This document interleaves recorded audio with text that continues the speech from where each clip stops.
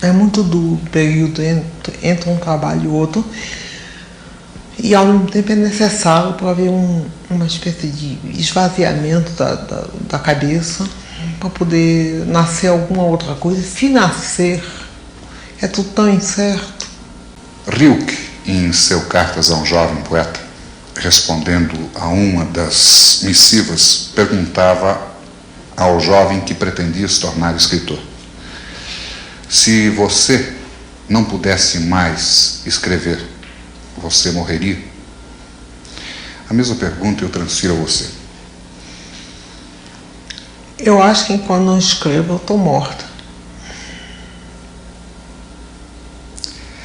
Esse período é muito duro o período entre um trabalho e outro, e ao mesmo tempo é necessário para haver uma espécie de esvaziamento da cabeça, para poder nascer alguma outra coisa. Se nascer, é tudo tão incerto.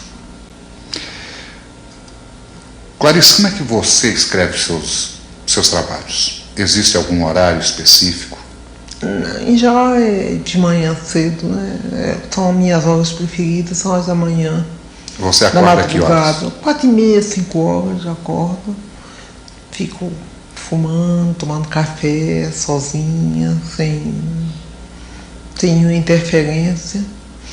Quando eu estou escrevendo alguma coisa, eu anoto a qualquer hora do dia ou da noite coisas que me vêm. O que se chama inspiração, né? Agora, quando eu estou no ato de concatenar as inspirações, aí eu sou obrigada a trabalhar diariamente. Você se considera uma escritora popular? Não. Por qual razão? Bom, me chamam até de hermética. Como é que posso ser popular sendo hermética? E como você vê essa observação que nós colocamos entre aspas, hermética? Eu me compreendo. De modo que eu não sou hermética para mim. Bom, tem um conto meu que eu não compreendo muito bem. Que conto? O Ovo e a Galinha.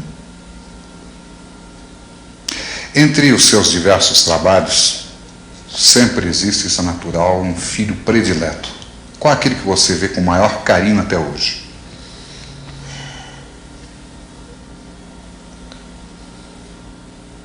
O Ovo e a Galinha, que é um mistério para mim.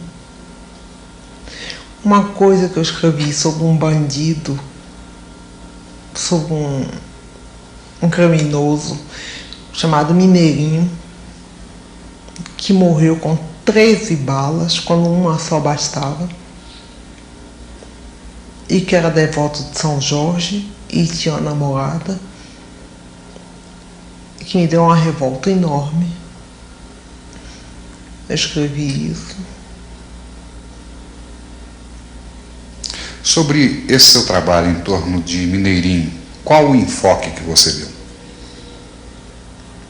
Eu não me lembro muito bem, já foi há bastante tempo. A qualquer coisa assim, com o primeiro tiro me espanta, o segundo tiro, não sei o que, o terceiro tiro, coisa. O 12º me atinge, o 13º sou eu. Eu me transformei no Mineirinho, massacrado pela polícia. Qualquer que tivesse sido o crime dele, uma bala bastava. O resto era vontade de matar. Era prepotência. Em que medida o trabalho de Clarice Lispector, no caso específico de Mineirinho, pode alterar a ordem das coisas? Não altera em nada. Não altera em nada. Eu escrevo sem esperança que eu escreva altere qualquer coisa. Não altera em nada. Então por que continuar escrevendo, Clarice? E eu sei. Porque no fundo a gente não está querendo alterar as coisas, a gente está querendo desabrochar de um modo ou de outro, né? No seu entender, qual é o papel do escritor brasileiro hoje em dia? de falar o menos possível.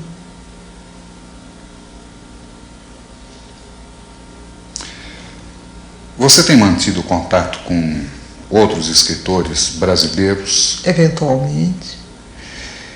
E mesmo, acredito, latino-americanos. Latino-americano. Quais aqueles que você acredita serem os mais significativos desse tempo atual? Eu prefiro não citar nomes porque eu vou esquecer alguns e vai ofender, vai ferir, assim eu não cito ninguém.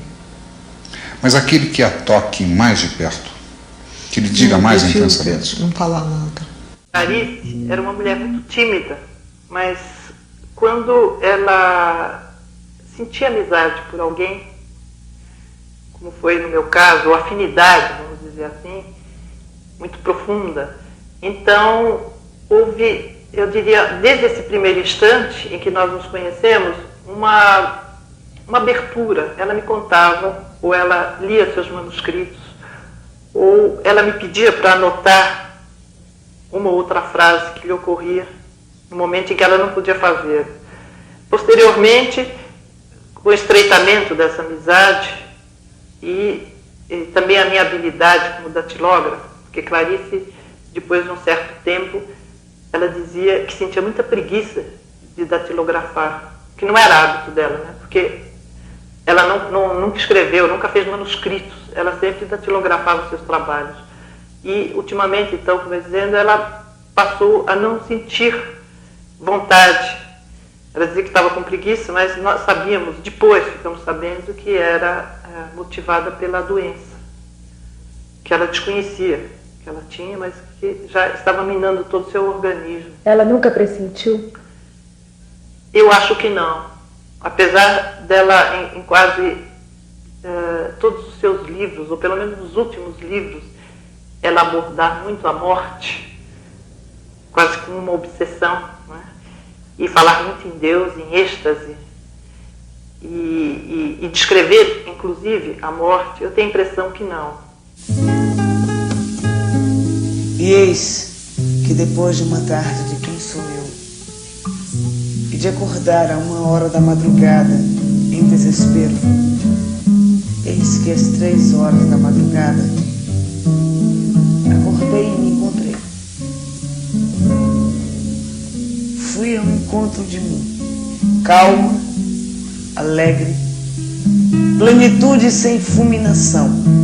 Simplesmente eu sou eu, e você é você.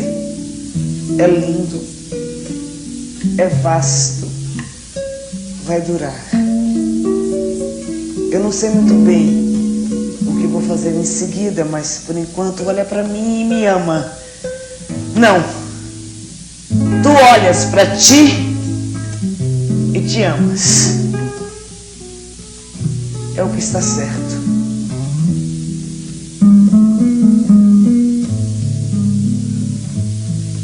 Quando eu estive estudando cinema nos Estados Unidos, eu me dediquei a ler toda a obra de Clarice, todos os livros de Clarice.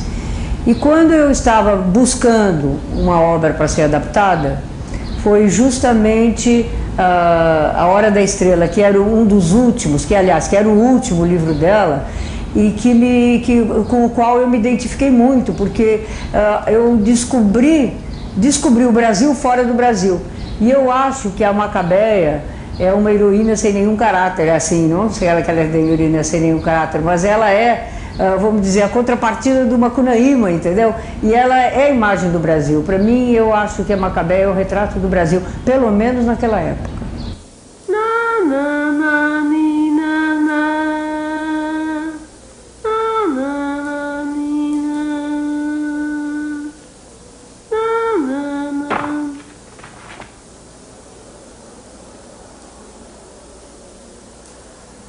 Chega, levante. Venha. Não, só quedinha de nada, precisa não. Venha, levante.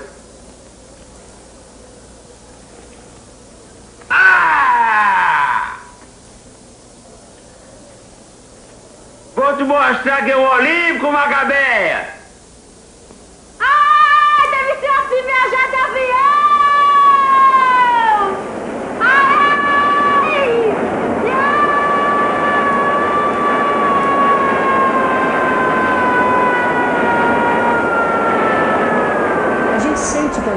lendo A Hora da Estrela, que esse livro foi escrito assim, como se fosse um vômito, entendeu? Uma coisa assim que saiu de dentro dela, como se ela tivesse necessidade, como que ela precisasse verter tudo aquilo para fora. E, curiosamente, é o único livro da Clarice no qual ela toca o problema social do Brasil. Porque todos os outros livros dela são sempre viagens dentro dela mesmo, na classe média da qual ela foi a origem dela, e são muito mais problemas íntimos e devaneios psicológicos e emocionais, e esse não, esse daí tem isso tudo, mas ao mesmo tempo também tem um olhar sobre o problema social do Brasil. Uma das partes do livro que muito me atraíram, que me deixaram assim um pouquinho encucada pensando a respeito, foi justamente a parte da sequência da cartomante. Porque na sequência da cartomante, mesmo no livro ela cita isso, que a cartomante tinha errado, fez um erro ali. E aquela moça que tinha sido atendida antes da Macabeia e que saiu, inclusive no filme eu mostro ela descendo a escada toda acabrunhada, triste, entendeu? Ela havia vaticinado que ela iria e que ela poderia ser atropelada. Então, a cartomante errou o vaticínio dela, a previsão.